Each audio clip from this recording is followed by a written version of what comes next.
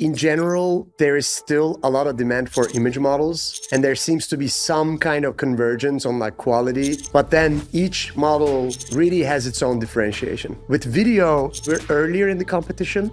There's still a lot of leapfrogging happening. There's just so much more to build, and there's just like, we haven't hit like a quality bar where there's just like marginal improvements. We're not there yet. So over there, it's like more fierce competition, and it's very hard to predict what's going to happen next month. It's like we're operating at the scales of like weeks at this point. I remember when Sora came out, even in our team, people were like, oh my God, OpenAI is like so far ahead that no one's going to be able to catch up. And then like Luma released their model, Runway released their model, Kling released their model, Minimax released, and every release, like if you're not the best, you're not releasing, generally. That's how it works. You can never like say, oh, this is the model, and then this is not gonna have any competition for like even a month, right? Like even like 2 weeks is, like I think that we are operating at like weeks, as Burkay said. We started about 4 years ago. The origin story is I used to work at Coinbase, and they had a lot of infra issues with respect to machine learning, and fraud was a big problem there. So I kind of grew up in that environment where like we're just constantly fighting with fraud using machine learning models. And the initial idea had a lot to do with building these pipelines for companies to be able to like train these models. But about a year and a half into us starting the company, ChatGPT happened, DALL-E happened, the whole world of machine learning and AI changed. So we sort of adopted as things were developing. We're going to definitely dig into the 2021 wind shift happening on the multimedia side. But before we go there, how did you meet and recruit Batuhan, the Fal guy? Now he is the Mascot on Twitter of Fal. Yeah, we're both from Turkey. And like I first saw Batuhan online. I was pretty curious about his work on Python. He's a pretty big Python contributor. I just DM'd him on Twitter. And we had a call, and we had just started the company, and he was in, I think, Poland. Yes. In a dorm room, yeah. I think. And I was pitching Fal, like, hey, we're doing a lot of Python stuff. Would you come join us? And initially it was like very much an intro call. And I think at the time, he was working on something else. It wasn't going to work out. A few months later, we actually raised from you guys. So this time I was like, okay, we have some funding, great investors. I'll go pitch it again. And this time we got on a call again, and he happened to be leaving. And then, believe it or not, when I said, hey, like we just raised from Andreessen, it's not announced yet. We're going to recruit a lot of people. Like you're going to be one of the first people to join. That's when he was really convinced. I'm really glad to be a very small contributor in this talent acquisition. What were you doing in Poland? I went there for a university, but I dropped out in the 3rd week or something. Just preparing to leave Poland, go back to Turkey, continue working, at developer tools. I wanted to explore different options. I come from a developer tools background. If you consider compilers and programming languages developer tools, I just wanted to work on those a bit. And I was leaving a data company, so I wanted to do more deep developer tools. But then seeing Burkay, seeing Görkem, the excitement around the product, I think the traction was just starting to come up for the product. And seeing what I can bring to the table, convinced, okay, these guys are the best people I've ever seen in my life. Vibes-wise, I want to work with them for the next decade. Let me just join. Awesome. So you and Görkem vibe sniped for fun. Yes. And you also got into Python at a very young age. Maybe tell the story of how you got to... I first started doing operating systems, even before compilers. And one component of building your own operating system, which is very basic, a super basic kernel and then some sort of graphical user interface, is writing your own shell language. So I started building that. And the thing that I enjoyed the most of all that operating system journey, from writing a custom bootloader to writing a custom file system, was this shell language. So I started doing more on programming languages. And my go-to language was Python. So it was natural for me to just go jump in, understand how the fundamentals of Python worked. And from that point onwards, I was able to go start doing small patches, contribute, understand what the community wanted. It was also my introduction to being an open source contributor. And I started contributing. I think a year and a half later, I became one of the committers and the maintainers for the parser, core compiler, and some of the parts of the interpreter. That was one of the most favorable and highest learning experience that I've ever had. Going back to the pivot into the direction of generative media, in 2021, all the rage was about large language models. Yes. But when you and Gorkum saw this shift, you picked generative media, which is image, video, audio models. Why did you make that choice? The way we got into this, I remember this like so vividly. This was like November. It was a Thanksgiving. Me, Burkay, and Batuhan on a call. You were in a cabin somewhere upstate. That's right. I was living in New York for like 1 year. I was in upstate New York. We had a Python runtime at that time. And the idea was we think the next big thing is going to be workloads running in a Python cloud. We just thought Python is the next biggest thing. And we got a lot of inspiration from Snowflake's success with SQL. We thought like Python is the next big thing. And this is pre-ChatGPT or pre-boom of AI models in general. We're just like sitting there and we're thinking about what's the Python workload that's going to be really, really big. The more we saw the excitement around language models, image models, the less excited we felt about the old school enterprise workloads, right? And that was one thing that we were like, okay, it really feels like the big opportunity is in these new kinds of models and especially the scale, how large of a scale you have to run these models. That basically brought us to LLMs or image models. This November, we're just sitting there trying to run Stable Diffusion 1.5. We just kept asking ourselves, why the heck is it so damn slow? I remember ST1.5 taking 19 seconds, maybe 10 plus seconds to like run. We had a lot of patience back then. Yeah, we had for a lot image of patience. To come up. We had Batuhan at the time, like we were like 5 or 6 people. And I mean, he has like amazing experience in like compilers and, performance engineering. We just went super deep into ST1.5 and just like optimized the hell out of it. That was like really the start of it. And it didn't really have anything to do with, we think this is going to be massive. It really started with like a technical curiosity, which is, I think, like really interesting. And we did that extremely well. And then that became our like wedge into tackling some of these use cases. And people started like associating us with speed and performance. And from there on, we made more directional bets and like business decisions that kind of brought us to like the overall media story, which is less to do with tech and so much more to do with the market. People tend to forget that back at those days, there was a very massive GPU crunch because it was like even before the AI investments and Stable Diffusion was popping up, ChatGPT was going crazy. I remember like we even tried to run Stable Diffusion on Hugging Face and there was like a 3,000 person queue. Like Hugging Face had this queue system and like just submit per prompt. So it was also like coming from like a necessity where the GPU resource was very scarce. Like you had to maximize the efficiency. Competing with the language model workloads. Exactly. We were essentially trying to get allocation to that little amount of GPUs that's given to you as a startup, right? Like Google had zero incentive to give us GPUs back at the days. I remember our quota was 8 GPUs total, like all of our system. And we were trying to make do with that. And I think we were able to extract an insane amount of value just by optimizing these programs, going to the first principles, trying to understand why it is slow, where are the bottlenecks, and how can we resolve those. Since you mentioned you have to get a lot of compute and iterations out of just 8 GPUs, where did you even start with optimization? For me, like this was my first time entry into machine learning performance space. As Burkay mentioned, I come from like a traditional compilers background and everything is like performance engineering. Like you just take a program, profile it under different conditions, figure out where's the bottlenecks and try to understand why isn't this operating at the maximum achievable speed for your CPU, for your clock speed, whatever. I did the same math with GPUs. This is the GPU, this is the horsepower, this is the maximum achievable flops that I could get out of the GPU, and this is how much flops this workload needs. What is the difference there? And then you start noticing patterns where simple calculation might be getting blocked and not being able to utilize the full the GPU. So you start sharding these workloads, threading them in a way that's much more efficient. You figure out common patterns within the execution layer that you can group together. So like figuring out these small bottlenecks and then picking up from there.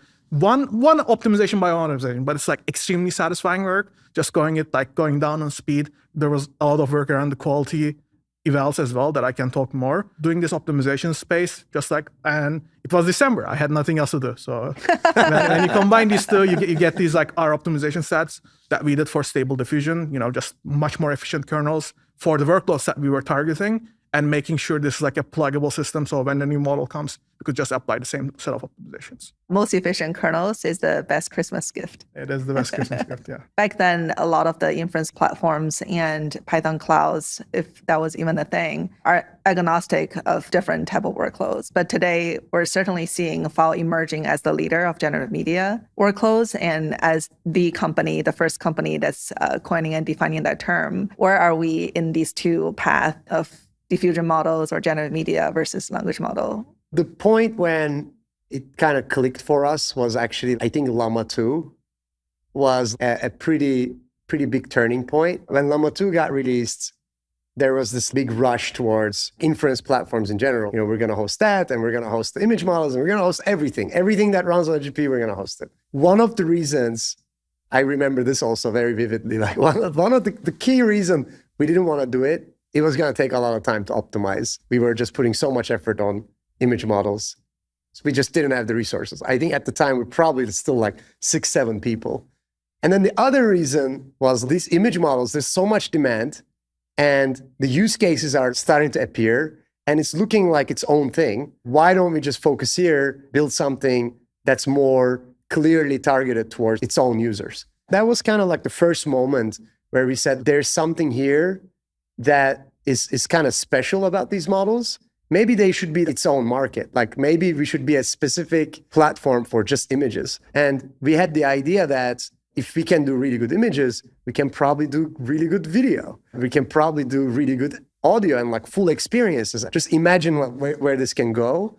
And I think we had like a very early on, very like strong conviction around how the space is going to evolve and that it's going to evolve into its own market. And that's when we said, okay, like we're going to just focus on here. We're going to beat the drum of generative media. We want to be the torchbearer of the space. And we're just going to be super focused here. A few months after that, I think Sora got announced. And that was like definitely the right bet. We were just so happy that, someone proved ourselves right. And we got really excited and like we doubled down even more on our messaging.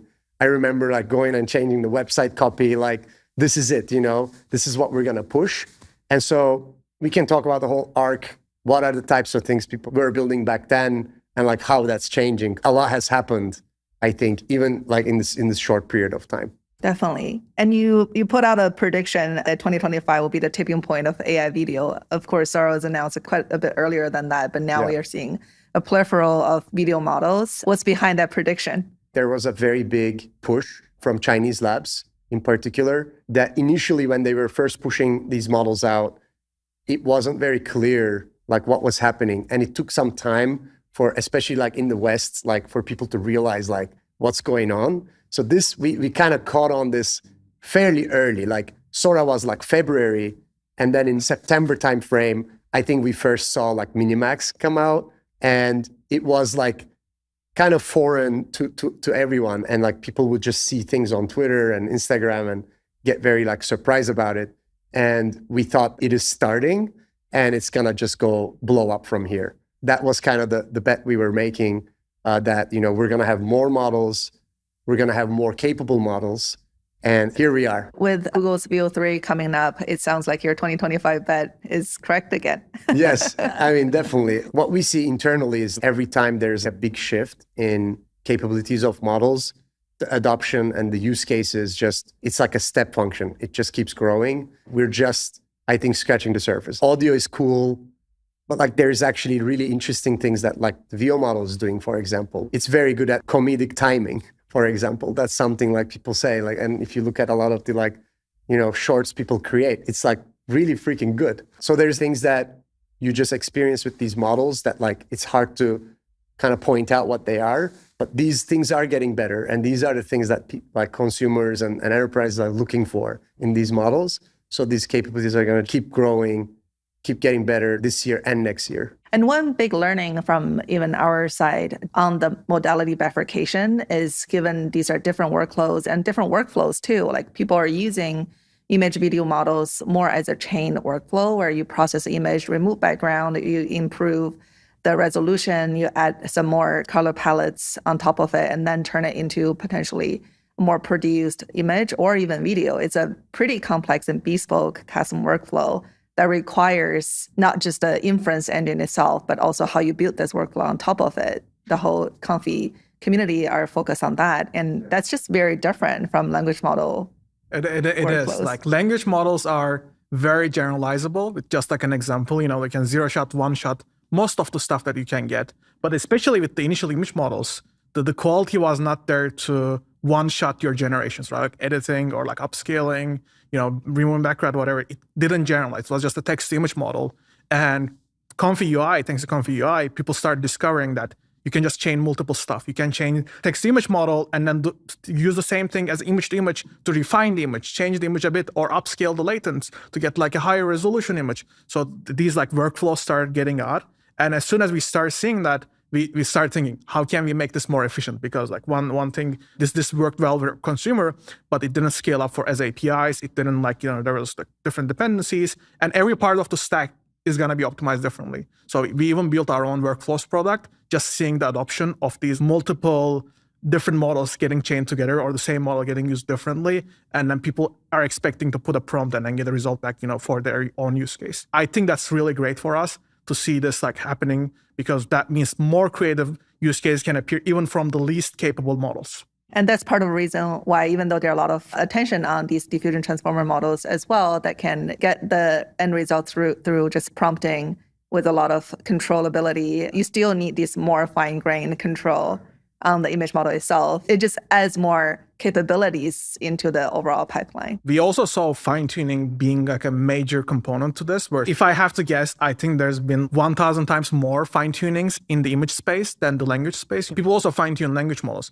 but not this much, because this was the only way you could provide context. Now there's like GPT Image 1, High Dreams Edit model, Black Forest Labs is a context model that gets additional context, but we still see people fine-tuning for particular tasks, like virtual try-on or characters, products, to get the highest amount of consistency out of it. Talking about the fine-tuning workflows and demand, we have seen a lot of difference in just like people focusing on more large-scale pre-training or large-scale post-training workflows, where a lot of developers on Fal are more doing these LoRa training and building their unique styles. Is that deliberate from the Fal side to focus more on that type of workloads versus going all the way back to a large pre-training? And why did you make that decision? As a generative media cloud ourselves, I think we are trying to target both use cases, but the one that has the highest volume. In terms of being able to use as an API, we saw the fine-tuning was the most effective solution because it costs less. There's so much opportunity for other people to use it versus like there's a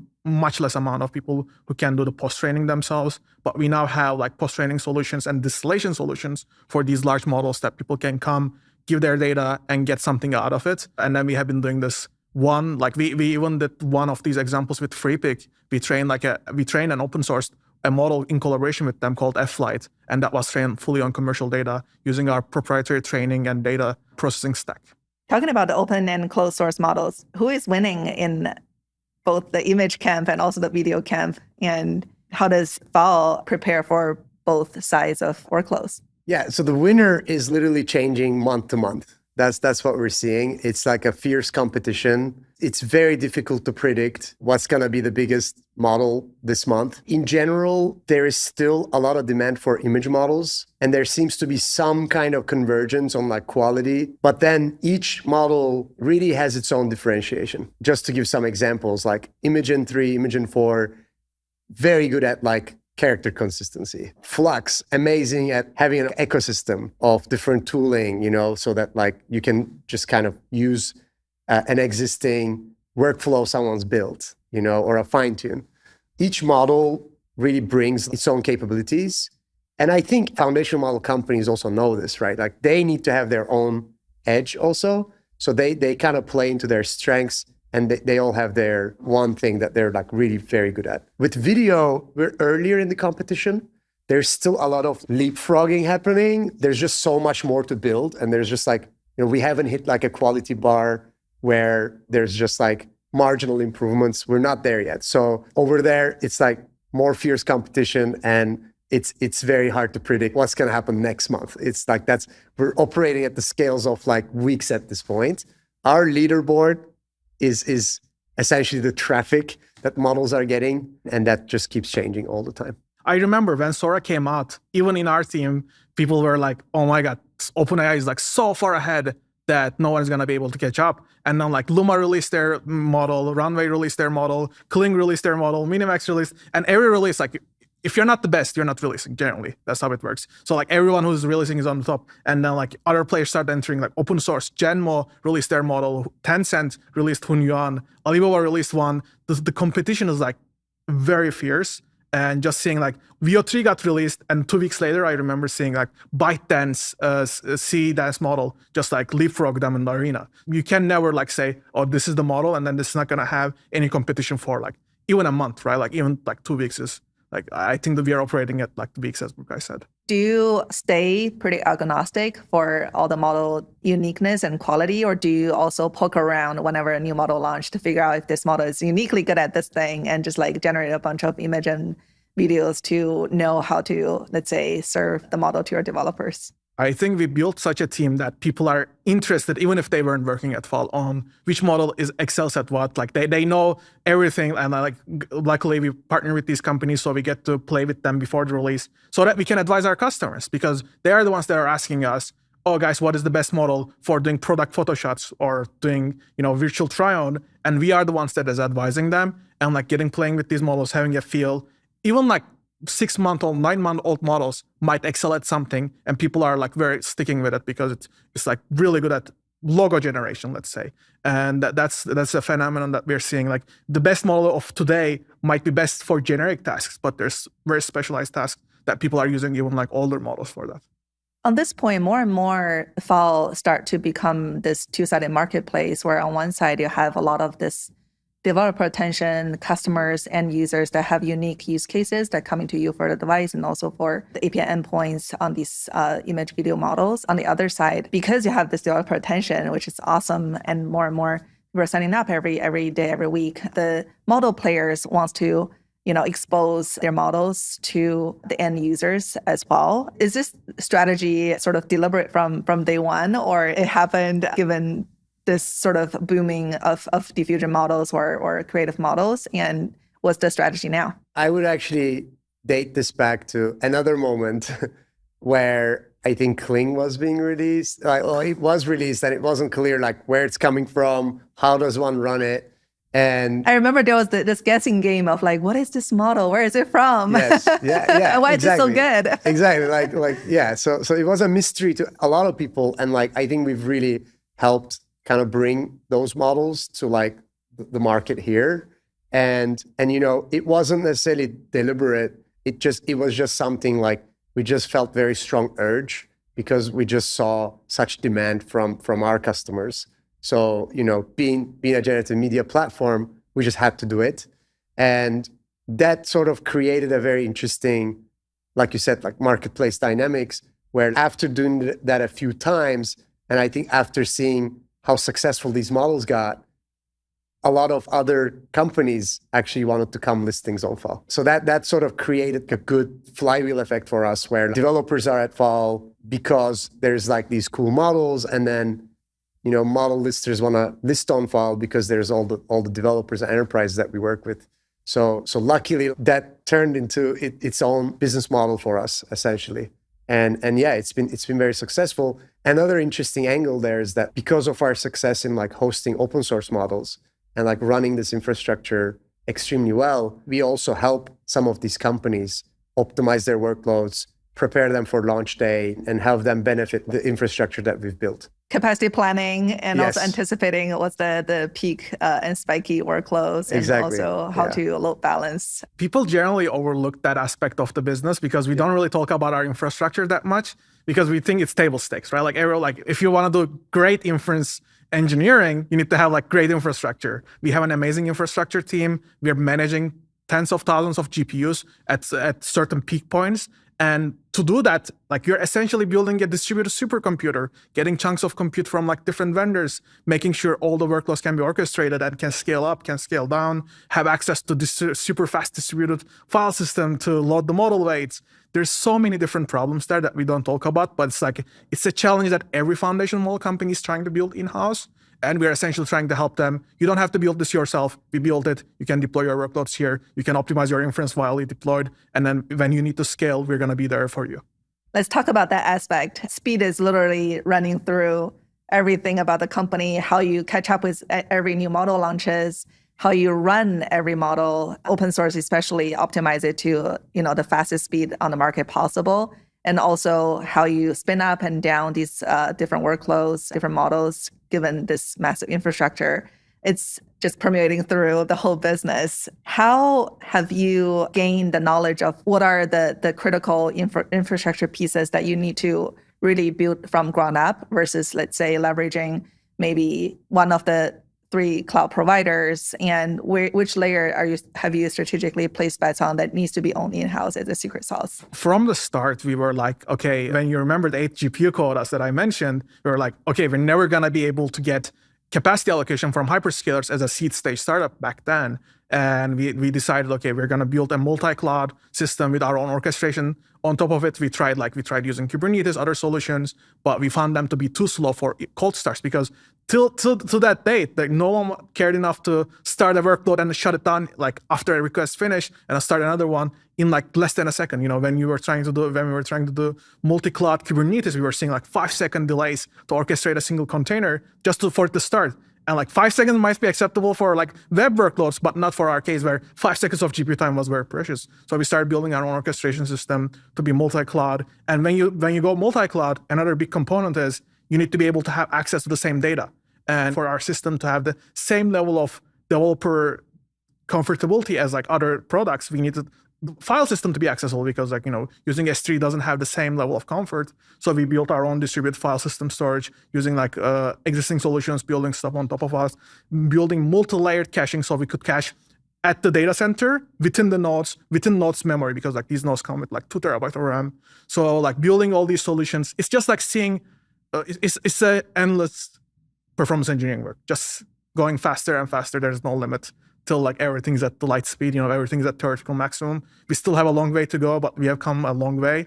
And this is one of the parts of the infrastructure that, our infrastructure team, which is amazing, is handling and helping serving our own, applied ML and inference engineering parts of the team. They're like literally the service provider for those. Which optimization, if you can recollect or recall, has delivered the largest performance gain?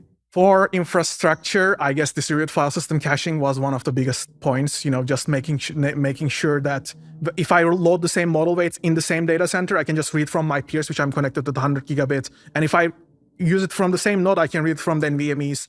This was like a very big turning point versus not using like any caching and going to Google Cloud Storage or S3 every time you want to load model weights. This shaved us like a significant amount of time. And like this is still not like widely adopted because people don't really have the same issues when they're using a single cloud. If you're just using GKE or Amazon's like EKS, you're just using a single cluster and then you can have your storage there. But like these are the new challenges that we were like building for that that required these sort of extremely well thought distributed caching systems.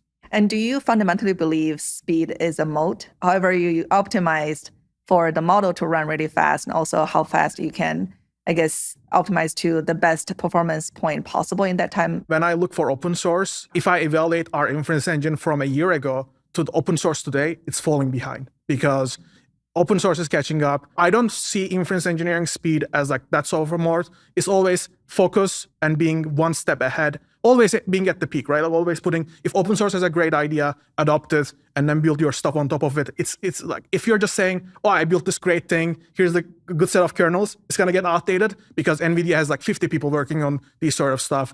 I don't know, Meta has like 100 people working on this stuff. So for us, it's always, this is our focus, running these diffusion models, diffusion transformers extremely fast. And whatever we can do, we're just going to be try to one step ahead, have this focus, and then always be at the edge. And how do you structure the team to keep up with what's happening, I guess, both at the big labs, but also there are probably at this point a dozen or 2 dozens of generative media companies that are developing different styles and types of models. What is cutting edge? What is the best performance price point for whether it's image generation or video generation? Like, it's a constant, moving target. And for you to provide the best price quality for your end user and customers, you kind of have to stay very educated about the whole market. So how have you I guess, structure the team to do that? I think pretty early on, we put a lot of effort in engineering. Obviously, like I think until we were like 28 people or so, we were all engineers. And I think like the 28th hire was a non-engineer. So like our core is like very engineering heavy, but around that time, like the business was also picking up, and we thought that we also have to have a very strong business team, like go-to-market team. So these were very, very important to us. And I think in Fal's culture, we are results-driven, we are really revenue-driven. That basically meant that like we have to be just as good at go-to-market as engineering.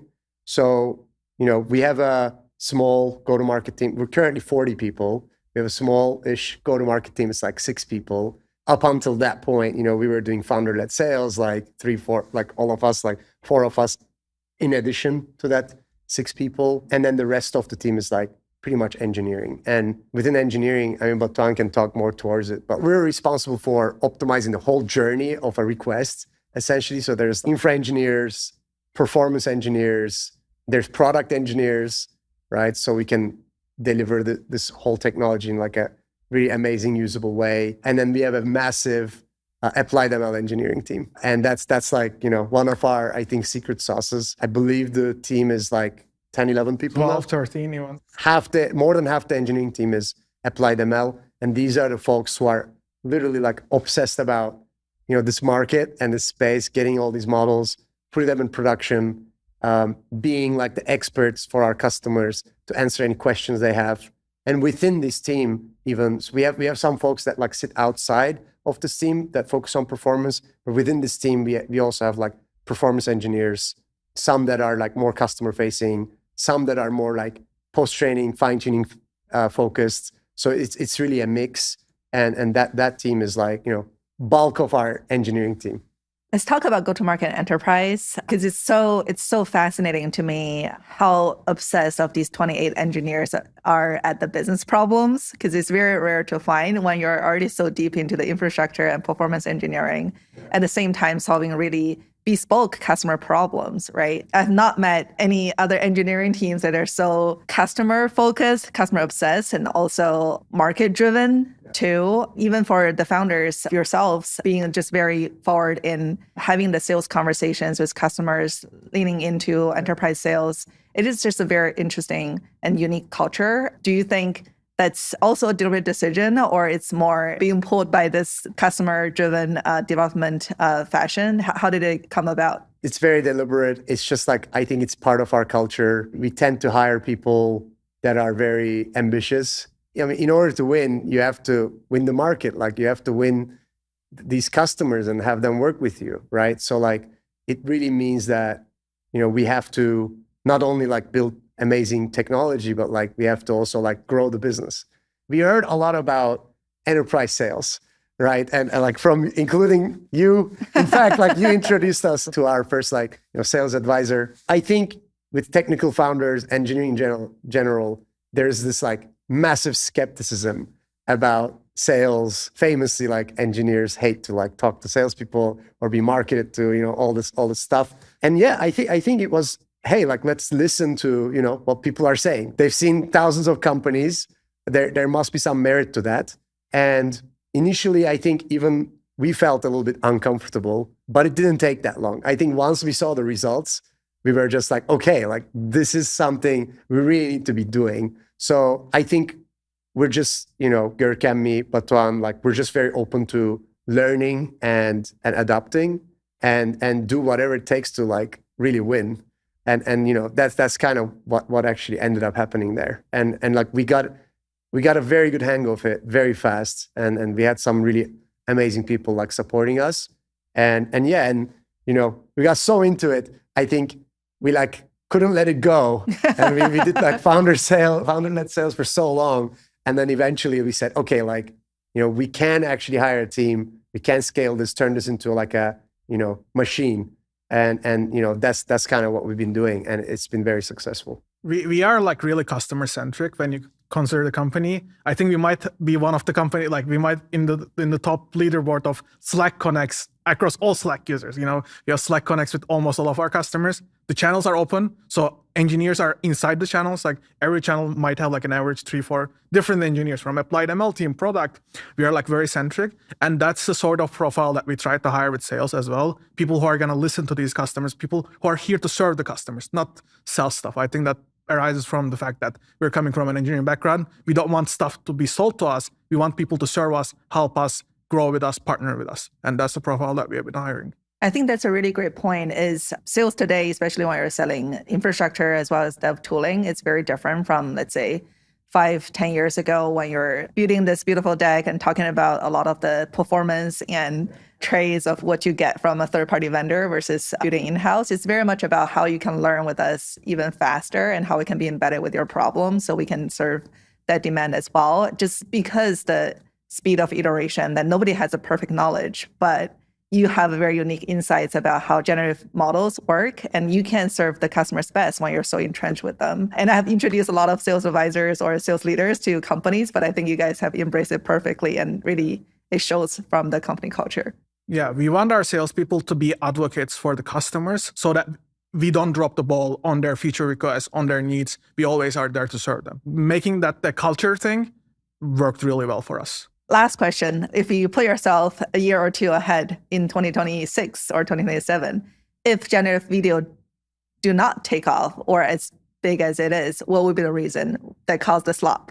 I think it's impossible that it doesn't take off. It's here. It's all over my feed. I don't know about your Instagram feed, but like... I can't tell which ones are real, which ones are not these days. Yeah. It's one of those things, I think, like it's too late now. It's like, cat's out of the box. I think the question is more like, how is it going to be distributed across like different industries? Where are the biggest opportunities? And like, how can we actually go invest in those areas?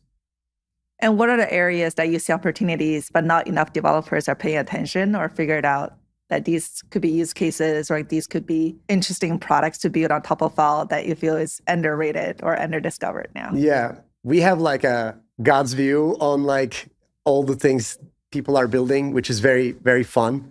And we see lots of very interesting things. When we talk about this among ourselves, I think what we all agree is that we're very excited about the net new use cases, recreational, image generation, like people just like having fun with it, and that becoming like now video, that becoming maybe like short playable games or whatever. Like those kinds of things are going to start happening as these models get bigger. We're most excited about these net new use cases, which is not to say like everything else is small, but it really feels like this technologies are so powerful that like we're going to get a lot of net new things being built on top. Yeah, I'm, for my example, very excited about the real-time generated ads that's placed in videos too, because that's always been the dream of how you can adapt the advertising in a video, in a show, to display certain products. But now it seems very much possible given what's happening in the generative media world. And also just all the IKEA rooms unpacking videos are so fascinating. They're great. I mean, like Cat Olympics. Yep, exactly. Yeah. Yeah. Those are very cool. Those are amazing. Yes. Even the interviews themselves, they're going to be AI generated. True. But it won't be this fun of a conversation. Thank you so much, Batuhan, Burkay. This is awesome. Really great to have you guys. Thank you for hosting us. Thank you. Of course. Yeah.